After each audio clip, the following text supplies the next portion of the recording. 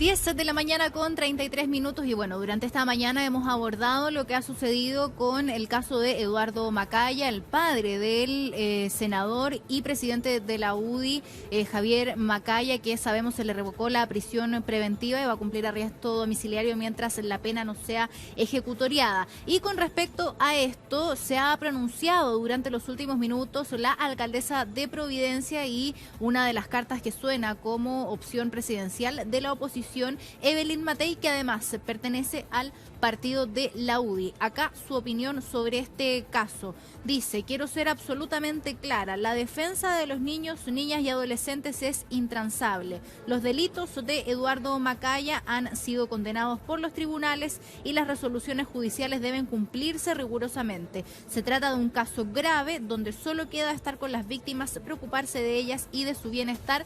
La alcaldesa de Providencia y también partidaria de la UDI, Evelyn Matei, recordemos el día de ayer fue emplazada por el oficialismo con respecto al caso de Eduardo Macaya, cuando se da a conocer que se le revoca la prisión preventiva mientras esta condena no sea ejecutoriada. Y entonces hoy ella rompe el silencio y se refiere a este caso en particular que afecta al padre del presidente de la UDI y además senador de la República, Javier Macaya, que pertenece al partido del cual ella es miembro. Ahí entonces la opinión de Evelyn Matei con respecto a este caso. 10 de la mañana con un minuto vamos a tocar uno de los temas que también generó bastante debate el día de ayer. Estamos hablando de esta decisión de la Corte de Apelaciones de Rancagua que revocó la prisión preventiva de Eduardo Macaya, el empresario agrícola, condenado a 6 años de cárcel por delitos de abuso sexual contra menores. Ahí estamos viendo imágenes de cuando abandona este centro penitenciario y quedó con arresto domiciliario. Estamos con Lidia Casas, abogada y académica de la Universidad Diego Portales, para poder quizás entender un poco más la decisión de la Corte de Apelaciones de Rancagua, que es la pregunta que la mayoría de la ciudadanía se hace. ¿Por qué le revocan esta prisión preventiva? ¿Cómo está, Lidia? Muy buenos días. Muy buenos días, Marianela. Bueno, primero hacerle esta pregunta. La pregunta... Sí, la pregunta porque queda la sensación en la ciudadanía de que hay cierta quizás injusticia, queda esta sensación en la ciudadanía de no entender por qué una persona que fue condenada por delitos de abuso sexual contra menores de edad, que es algo gravísimo, se le revoca esta prisión preventiva y puede cumplir un arresto domiciliario. Sabemos que hay algunas letras chicas ahí, así que le pedimos que nos explique, por favor. Bueno, efectivamente, el padre del senador Macaya está actualmente en condición de condenado, y condenado en primera instancia. Distinto es lo que se llama un condenado rematado en la antigua jerga, es decir, cuando ya no existía ningún otro recurso judicial que pudiera revertir su condena. Desde ese punto de vista, y vamos a entender, ¿no es cierto?, en que la defensa del señor Macaya va a insistir en una nulidad o algún otro tipo de recurso para revertir esta condena. Por lo tanto, aún esta condición de condenado no está firme. Él estaba con una situación de arresto domiciliario como medida cautelar, luego de la imposición de una caución, de una fianza de 150 millones de pesos, es decir, una fianza bastante importante, dado el tipo de delito de que estamos hablando. Ahora, el punto es que aparece como una cuestión absolutamente injusta, pero yo creo que más que la situación misma de que él todavía tenga recursos pendientes, es todo lo que reviste este juicio alrededor del señor Macaya. Los dichos de su hijo, la situación especial que se produjo en el trato en Gendarmería, no solamente respecto de esta situación, sino de los primeros meses que él había pasado en prisión preventiva. Entonces, el caso de Macaya da cuenta de otras condiciones sobre la administración de justicia que son más difíciles de entender en que la justicia sea igual para todos, independiente de la condición socioeconómica de las personas, independiente de las posiciones políticas o incluso eh, la, eh, la posición en que una persona se encuentra en una sociedad. Yo creo que eso es lo que hoy día causa mucho más ruido. Claro, aquí también lo que uno trata de entender es si esta decisión que toma la Corte de Apelaciones de Rancagua tiene algún sustento jurídico. Acá lo que ellos dicen es que se revoca esta medida cautelar de prisión preventiva mientras la condena no se encuentre ejecutoriada. ¿Qué quiere decir esto? Bueno, lo que quiere decir cuando se habla de ejecutoriada es decir que no existe ningún otro recurso disponible para revertir la condena. Hoy día la defensa del señor Macaya puede interponer cierto tipo de recursos, particularmente el de nulidad, y tiene que encontrar vicios en el proceso del primer juicio que den cuenta de la posibilidad de la nulidad del mismo y que pueda llevarse un segundo proceso a cabo.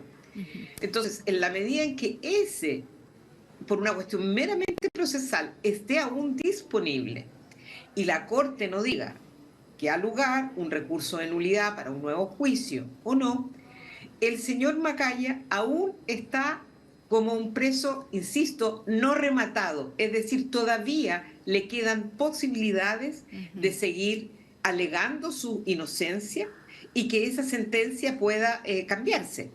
O Así sea, que tenemos un hecho material que es cierto. El hecho material es que en un primer juicio ya está establecida su culpabilidad. El punto es que él puede, que la gente diría, apelar. Y mientras eso no quede firme, su culpabilidad está todavía bajo la lógica de que su situación procesal podría cambiar. abogada, aquí todavía existe la posibilidad de que puedan revertir, incluso anular esta condena. Exactamente. En la medida en que la defensa logre establecer de que hay un vicio importante en el primer juicio, podría darse la posibilidad de un nuevo juicio y que se revierta esta situación. Ahora, es complejo si aquí hay un voto de 3-0 en contra, los juicios orales se componen, digamos, por un tribunal colegiado de 3 jueces o juezas, y por lo tanto, cuando hay un 3-0, o sea, hay unanimidad en el tribunal, las posibilidades para dar vuelta un resultado como ese son un poco más complejas, diría yo, para una defensa. Sí, Lidia, acá el Tribunal Oral en lo Penal de San Bernardo en la condena fue claro al decir que aquí existía riesgo de fuga y por eso se le dictaba esta prisión preventiva. ¿Cómo puede entender uno que la Corte de Apelaciones revoque esto?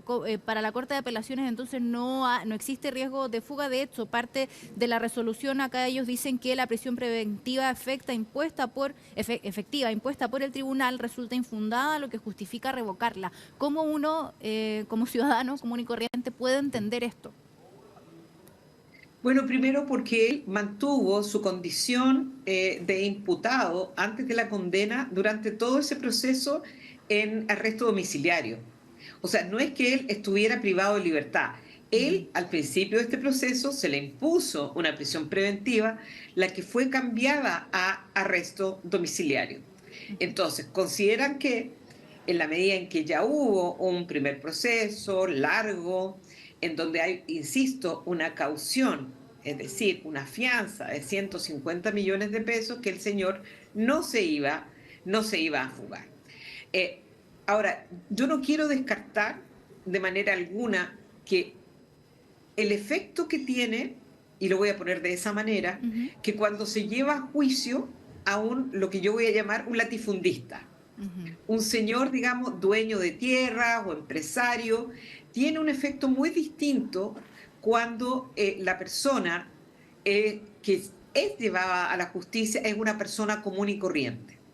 ¿Y por Ujú, qué lo digo aquí? Porque aquí se cruzan elementos de que dan a entender a la ciudadanía que hay distintos órdenes de justicia. ujú. En un caso donde no hubiera, digamos, la notoriedad porque sea hijo de, es probable que esa persona inmediatamente hubiera quedado en prisión preventiva, pendiente, digamos, la decisión sobre esto, más allá de que hubieran distintos recursos de apelación respecto de la medida cautelar.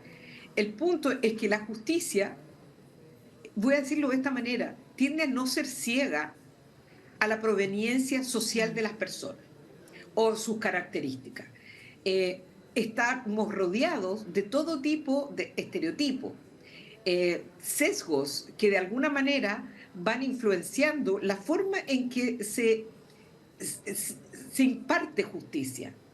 Y el tema de fondo es que de alguna manera el trato que el mismo señor Macaya, que el condenado Macaya en primera instancia ha tenido, por ejemplo, con Gendarmería de Chile, al trato que se le dio durante su primera estancia, muy corta en prisión preventiva, y luego el tiempo que permaneció, incluso bajo, digamos, esta idea de dónde va a quedarse definitivamente, da cuenta de un trato distinto.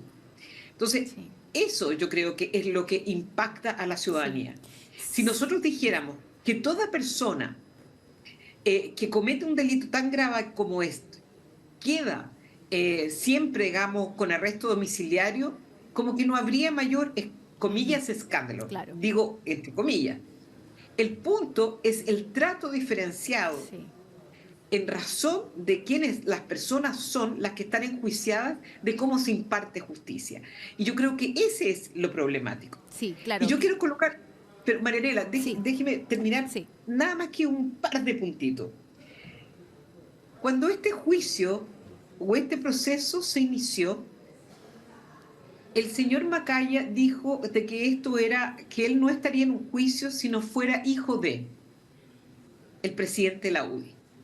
Entonces lo hace parecer como una operación política. Entonces, eso es muy complejo, porque hoy día tenemos una condena en primera instancia con pruebas y de un hijo político que también reacciona airadamente respecto de cómo se juzgó a su padre. Uno puede entender, él defiende a su padre, pero entonces el elemento político y las reacciones políticas frente, uno, a las primeras declaraciones del señor condenado y luego al hijo senador, hacen que esto se vea incluso mucho más mal. Sí, Lidia, bueno, quería ir a un punto que mencionaba usted, que queda esta sensación en la ciudadanía de que existe una justicia para algunos y una justicia para otros. ¿Dónde está aquí el problema? ¿Está en nuestro sistema judicial? ¿Está quizás en nuestros jueces? ¿Dónde está el problema? Nos queda poquito tiempo para que me responda esta pregunta brevemente. No es el sistema per se, sino que los sesgos que cada uno de nosotros tenemos en una sociedad. Los jueces, las juezas no están provistos de estas, lo que yo llamo estas visiones estereotipadas. Las visiones estereotipadas las tienen los políticos y me parece que el señor Macaya, senador, las tiene. Y también lo que ha pasado en muchos otros casos. En casos de violencia en contra de las mujeres aparecen todos los estereotipos de género. Y aquí quiero señalar una sola cosa para terminar con esto. Senador Macaya, usted no puede decir simplemente de que él fue grabado sin su consentimiento. Ninguna persona que delinque va a permitir que se le grabe. Entonces, ese argumento es irrisorio y lo que hace nuevamente es mostrar una mirada de hijo, pero que impacta derechamente en él, en su condición de político. Perfecto. Y de legislador, que es lo más importante. Perfecto. Muchas gracias, Lidia, por esta entrevista, por aclarar estos puntos y también abordar este tema que ha sido sin duda bastante polémico. Muchas gracias, que esté muy bien, que tenga buen día. Buen día usted también. Muchas gracias.